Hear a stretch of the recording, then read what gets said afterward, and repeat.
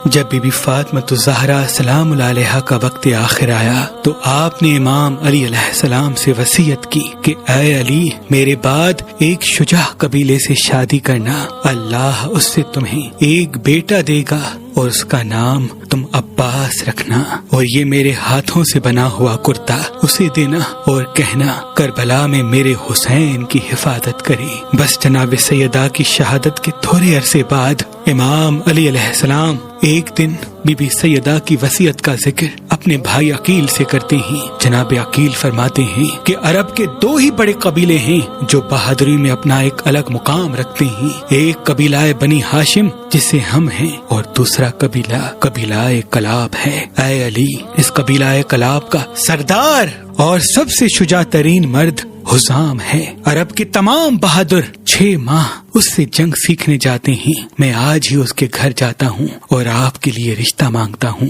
حضرت حزام کے والد کا نام ام الانسا تھا، یعنی نیزوں سے کھیلنے والا، اور آپ کی زوجہ کا نام ثمامہ بنت سہیل تھا۔ یہ قبیلہ اتنا بہادر ہوا کرتا تھا کہ اپنے جانوروں کو رسی سے نہیں باندھا کرتے تھے، بلکہ اپنے جانوروں کو اپنے بازوں کی طاقت سے قابو کیا کرتے تھے۔ بس ادھر سے جناب عقیل چلتے ہیں اور وہاں حضرت حزام کی بیٹی جس کا نام فاطمہ تھا، جو بہت ہی سخی، با ادب اور اہل بیت کے گھرانے سے محبت کرنے والی تھی، آپ کے والد نے آپ کا نام فاطمہ حضرت محمد مصطفیٰ صلی اللہ علیہ وآلہ وسلم کے عشق میں رکھا تھا کہ رسول اللہ کی بیٹی کا نام فاطمہ ہے تو میں بھی اپنی بیٹی کا نام فاطمہ رکھتا ہوں، تاکہ روز قیامت میری بیٹی فاطمہ رسول اللہ کی بیٹی فاطمہ کی کنیز بن کے اٹھے۔ اتنے میں آپ کی بیٹی خواب دیکھتی ہیں کہ آسمان سے ایک چاند ان کے ہاتھ پہ گرتا ہے اور 3 ستارے ان کی جھولی میں آ گرتے ہیں۔ بی بی جیسے ہی اس خواب کو دیکھی تو اپنی والدہ سے ذکر کرتی ہے۔ ابھی بی بی خواب بتا ہی رہی تھی کہ اتنی دیر میں جناب عقیل دروازے پہ صدا دیتے ہیں۔ جناب حزام جیسے ہی جناب عقیل کو دیکھتے ہیں تو فوراً اپنے گھر لے کے آتے ہیں اور کہتے ہیں کہ آج ہاشمی خاندان ہم پہ کیسے مہربان ہوا۔ جناب عقیل فرماتے ہیں کہ میرے بھائی علی کا رشتہ میں آپ کی بیٹی فاطمہ کے لیے لے کے آیا ہوں۔ جناب حزام آنکھوں کو نم کرتے ہیں اور قدموں پہ ہاتھ رکھ کے کہتے ہیں، اے ابو طالب کے بیٹے عقیل، میں اس قابل کہاں کہ میری بیٹی رسول اللہ کے گھر جائے، یہ تو آپ کی کرم نوازی ہے۔ اور یوں 17 رجب شب جمعہ 21 ہجری کو مولا علی اور بی بی فاطمہ بنت حزام کی شادی ہوتی ہے۔ بس جیسے ہی بی بی رخصت ہو کے امام علی علیہ السلام کے گھر کی دہلیز پہ پہنچتی ہیں تو آپ دہلیز پہ اپنی پیشانی رکھ کے اللہ کا شکر کرتی ہیں اور امام علی سے ایک گزارش کرتی ہیں کہ یا علی، میں کنیز کی بیٹی ہوں اور اس گھر میں حسن و حسین رہتے ہیں، میں نہیں چاہتی کہ آپ مجھے فاطمہ کہہ کے بلائیں، کیونکہ یہ نام حسن و حسین کی والدہ کا نام ہے۔ امام علی علیہ السلام نے بی بی فاطمہ بنت حزام کو دیکھا اور فرمایا، آج سے ہم آپ کو ام البنین کہیں گے، یعنی بیٹوں کی ماں۔ 4 شعبان 22 ہجری کو اللہ نے امام علی اور بی بی ام البنین سے ایک بیٹا عطا کیا جس کا نام امام علی علیہ السلام نے عباس رکھا، یعنی وہ شیر جو میدان کو چیر دیتا ہے۔ اور کچھ سالوں کے بعد آپ کو دوسرا بیٹا جعفر ہوا اور تیسرا بیٹا عمران عثمان ہوا اور چوتھا بیٹا عبداللہ ہوا۔ بی بی ام البنین اپنے تمام بیٹوں سے بار بار کہتی کہ خبردار، حسن و حسین کو کبھی بھی اپنا بھائی نہ سمجھنا، وہ تمہارے آقا ہیں اور تم ان کے غلام۔ بس جیسے ہی جناب عباس تھوڑے بڑے ہوئے، امام علی علیہ السلام نے بی بی سیدہ کا ہاتھوں کا بنایا ہوا کرتا جناب عباس کو پہنایا اور وصیت کی کہ اے عباس، تمہاری موجودگی میں حسین پہ کبھی کوئی تکلیف نہ آئے، کیونکہ یہ وصیت تمہیں رسول اللہ کی بیٹی نے کی ہے۔ تاریخ لکھتی ہے جناب عباس بچپن سے ہی امام حسین کے ساتھ ساتھ رہتے تھے اور امام حسین کو بہت پیاس لگتی تھی، آپ راتوں کو اٹھ کے اکثر پانی مانگا کرتے تھے۔ جناب عباس پوری رات جاگتے رہتے تھے تاکہ جب بھی امام حسین کو پیاس لگے میں آپ کی خدمت میں پانی پیش کروں۔ بس یوں جناب عباس بڑے ہوتے گئے۔ جناب عباس کی شادی امام علی علیہ السلام نے بی بی لبابہ بنت عبداللہ بنت عباس بن عبد المطلب سے کروائی اور اللہ نے جناب عباس کو ان سے 5 بیٹے اور 1 بیٹی کی اولاد عطا کی۔ پہلے پہلے بیٹے کا نام حضرت فضل رکھا، دوسرے بیٹے کا نام محمد، تیسرے بیٹے کا نام حسن، چوتھے بیٹے کا نام قاسم اور پانچویں بیٹے کا نام حضرت عبداللہ رکھا اور بیٹی کا نام ہاجرہ بنت عباس۔ بس امام علی کی شہادت ہوتی ہے اور دور بدلتا جاتا ہے۔ جب امام حسین علیہ السلام مدینے کو چھوڑتے ہیں تب بی بی صغرا کے پاس اپنی والدہ بی بی ام البنین چھوڑ کے جاتے ہیں تاکہ وہ بی بی صغرا کے ساتھ رہیں، اور جناب عباس کا چھوٹا بیٹا عبداللہ بھی بی بی صغرا کے پاس چھوڑ کے جاتے ہیں، جن کی عمر چند سال کی تھی، جن سے بعد میں حضرت عباس کی نسل آگے چلتی ہے۔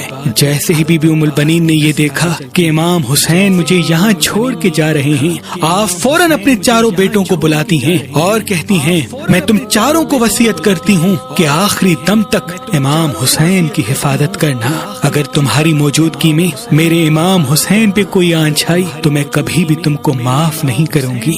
چاروں بیٹے بی بی ام البنین کے قدموں کا بوسہ لیتے ہیں اور ماں سے الوداع کر کے امام حسین کے قافلے میں چلتے ہیں۔ امام حسین کے قافلے کی پوری ذمہ داری ان چاروں شہزادوں پہ تھی اور جناب عباس پورے لشکر کے علم بردار تھے۔ بس یہ قافلہ مکے اور مکے سے کربلا جیسے ہی پہنچتا ہے 10 محرم کا سورج طلوع ہوتا ہے، جناب عباس جیسے ہی دیکھتے ہیں کہ علی اکبر امام حسین سے اجازت مانگ رہے ہیں، آپ کہتے ہیں اے میرے مولا، میں اپنے بچوں کو آپ کے بچوں پہ قربان کرنا چاہتا ہوں، مجھے اجازت دیجیے۔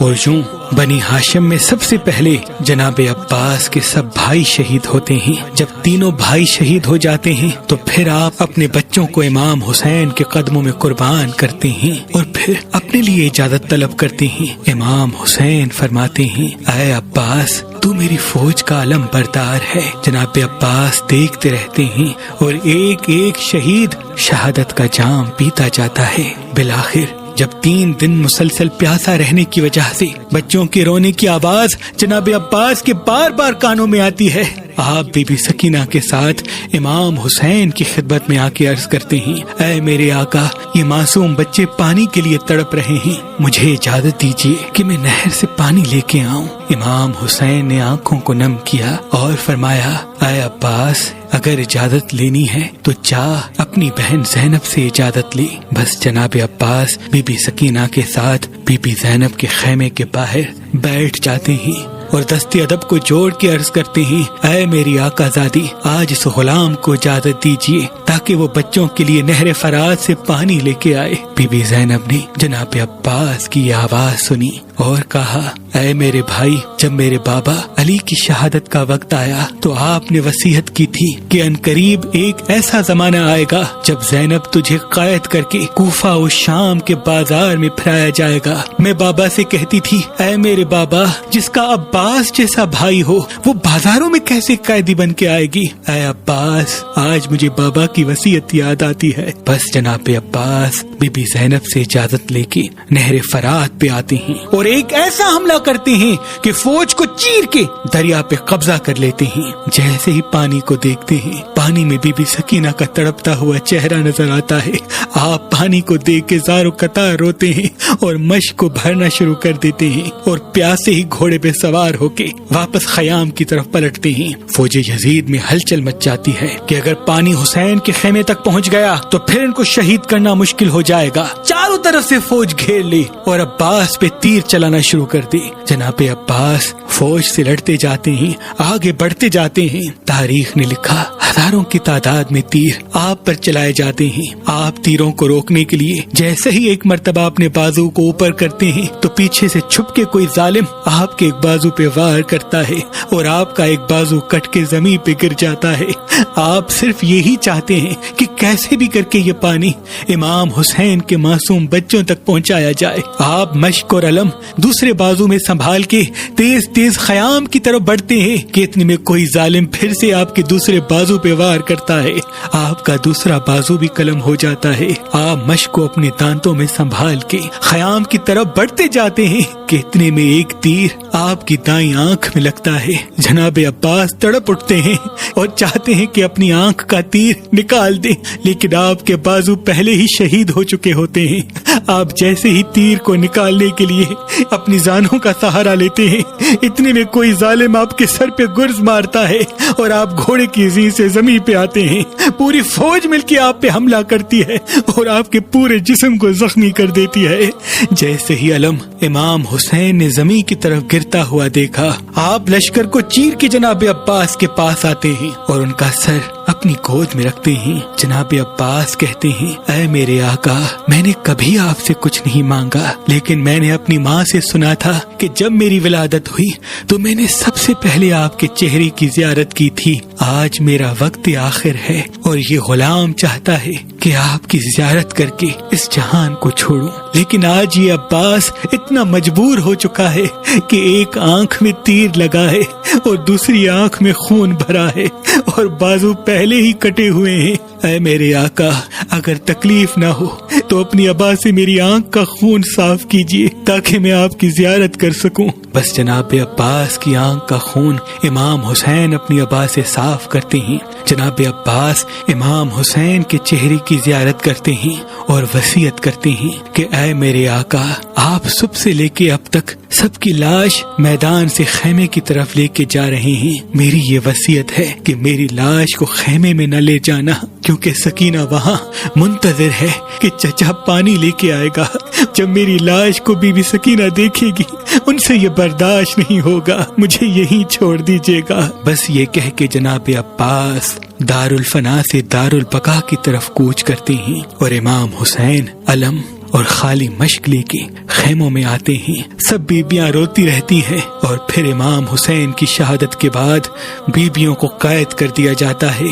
بس جیسے ہی امام حسین کی شہادت کی خبر بشیر کو پہنچتی ہے تو بشیر مدینے میں گھوڑے پہ یہ سب کو کہتا جاتا ہے کہ اے مدینے والو، کربلا میں حسین کو شہید کر دیا گیا۔ جیسے ہی یہ آواز بی بی ام البنین کے کانوں تک آتی ہے، آپ اپنے پوتے عبداللہ کے ساتھ بشیر کے پاس آتی ہیں اور کہتی ہیں، اے بشیر، کون حسین مارا گیا؟ بشیر کہتا ہے، اے بی بی، آپ کو نہیں پتا، حسین رسول اللہ کا بیٹا۔ بی بی کو جلال آتا ہے اور کہتی ہے، میں نہیں مانتی، عباس اس وقت کہاں تھا؟ بشیر کہتا ہے، اے بی بی، حسین سے پہلے عباس اور اس کے سارے بھائی مارے گئے۔ بی بی ام البنین کہتی ہے، شاید تو عباس کو نہیں جانتا تھا، عباس سے بڑا پہلوان اس عرب کی زمین پہ کوئی نہیں، عباس کیسے شہید ہو گیا؟ وہ بشیر رو کے کہتا ہے، اے بی بی، جناب عباس امام حسین کے بچے جو 3 دن سے پیاسے تھے ان کے لیے پانی نہر فراز سے لینے جاتا ہے اور وہاں کوئی ظالم آپ کے سر پہ گرز مارتا ہے،